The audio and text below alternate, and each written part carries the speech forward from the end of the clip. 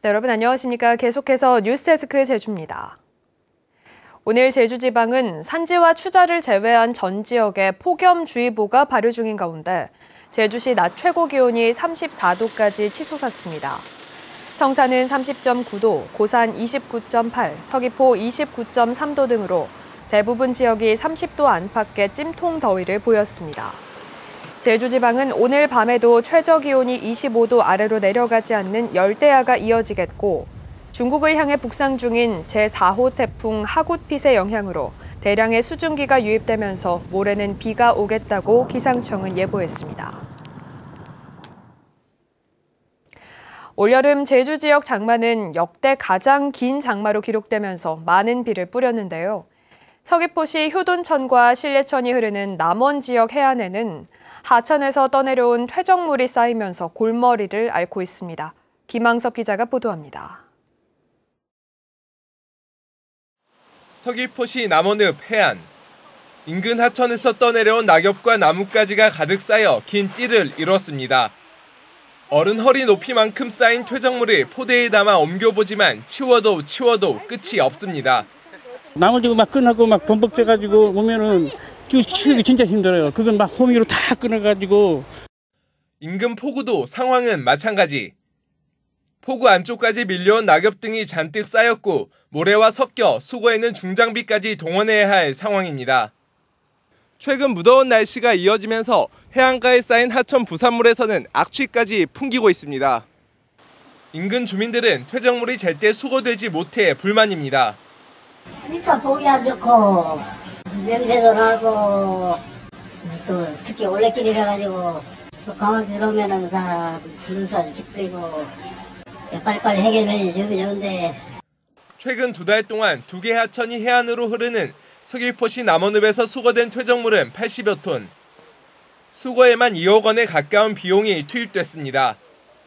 하지만 아직도 해안 곳곳에 쌓인 퇴적물이 어선 스크류에 걸리는 등 어민들의 어로 활동에까지 지장을 주는 가운데 여름 태풍과 집중호우로 추가 유입도 피할 수 없는 상황입니다. 수거하여 감귤 농가라든지 퇴비로 활용하기 위해서 농가에 공급하고 있습니다. 태풍철 대비해서 공공근로라든지 추가 인력을 확보해서 해안환경 정비에 만전을 기하도록 하겠습니다. 역대 가장 긴 장마가 몰고 온 호우로 해안 퇴적물도 어느 해보다 늘어날 것으로 예상되면서 수거와 처리에 비상이 걸렸습니다. MBC 뉴스 김항섭입니다. 제주도가 지역 현안 사업과 관련해 정부 지원을 협의합니다. 원희룡 지사는 내일 세종시 기획재정부를 방문해 안일환 제2차관과 예산실장 등을 차례로 만나 주요 현안 사업이 최대한 반영될 수 있도록 지원 방안을 협의합니다. 원 지사는 한국판 뉴딜과 연계된 제주 전기차 충전 서비스 시범 사업 93억 원에 대해 과감한 지원을 요청하고 애월 광역 정수장 고도정수 처리 시설 사업 77억 원과 제주 4.3 복합센터 건립 11억 원 등 주요 현안의 국비 반영도 당부할 예정입니다. 제주도가 소유하고 있는 공유지 매각 기준이 완화됩니다.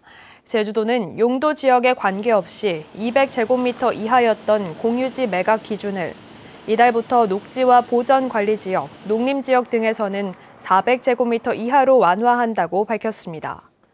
또 사유지에 둘러싸인 공유지는 면적에 관계없이 소유자에게 매각할 수 있도록 했습니다.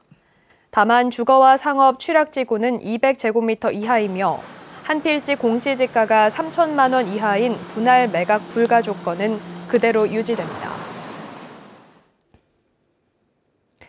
오늘 새벽 3시 10분쯤 제주시 2호 해수욕장 입구 인근 도로에 누워있던 대전광역시 29살 이모 씨가 지나가던 승용차에 치여 숨졌습니다. 경찰은 운전자가 길에 누워있던 이 씨를 미처 보지 못하고 사고를 낸 것으로 보고 정확한 사고 경위를 조사하고 있습니다. 어제 오후 11시 반쯤 제주시 한림읍 월령포구에서 멸종 위기종인 남방 큰돌고래 사체가 발견됐다는 신고가 해경에 접수됐습니다. 발견된 사체는 길이 200cm에 둘레 130cm, 몸무게가 약 100kg인 남방 큰돌고래 수컷으로 해경은 불법 포획 흔적이 없어 사체를 한림읍 사무소에 인계했습니다. 어제 오후 9시 반쯤 서귀포시 대정읍의 한 양돈장에서 불이 나 양돈장 일부가 불에 탔습니다.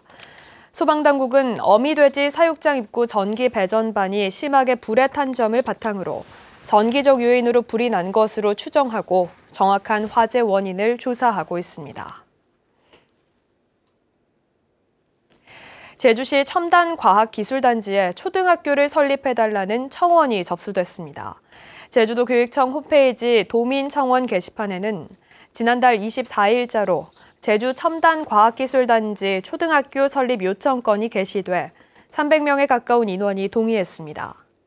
현재 단지 입주 세대의 초등학생은 80여 명이 3km 넘게 떨어진 영평 초등학교로 통학하고 있는데 제주도 교육청은 학교 신설을 위한 세대 수가 충족되지 못해 난색을 표하고 있습니다. 제주를 찾은 내국인 관광객이 4개월 만에 2배가량 늘었습니다. 제주도 관광협회에 따르면 지난달 제주를 방문한 내국인 관광객은 98만여 명으로 코로나19 사태 직후인 지난 3월 47만여 명에 비해 2배 이상 늘었습니다. 지난 3월 내국인 관광객은 지난해와 비교해 46% 수준으로 절반 넘게 줄었지만 지난달에는 작년 대비 86% 수준까지 회복했습니다. 뉴스데스크 제주였습니다. 여러분 고맙습니다.